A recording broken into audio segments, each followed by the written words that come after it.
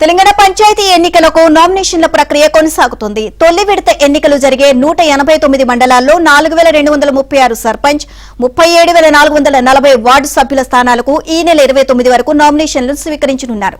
తొలి రోజు సర్పంచ్ స్థానాలకు 3242 మంది, వార్డు సభ్యులుగా 1821 మంది నామినేషన్లు దాఖలు చేశారు.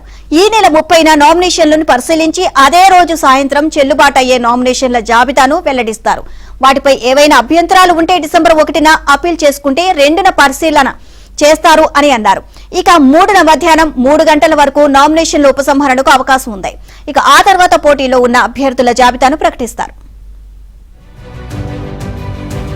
తెలంగాణ పంచాయతీ ఎన్నికలకు నామినేషన్ల ప్రక్రియ కొనసాగుతుంది. తొలి విడత ఎన్నికలు జరిగే 189 మండలాల్లో 4236 సర్పంచ్, 37440 వార్డు సభ్యుల స్థానాలకు ఈ నెల 29 వరకు నామినేషన్లు స్వీకరించనున్నారు.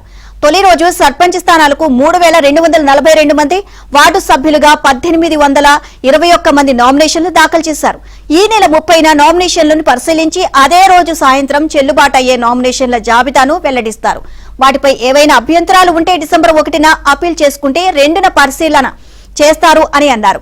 ఇక 3న మధ్యాహ్నం 3 గంటల వరకు నామినేషన్ల ఉపసంహరణకు అవకాశం ఉంది. ఇక ఆ తర్వాత పోటీలో ఉన్న అభ్యర్థుల జాబితాను ప్రకటిస్తారు.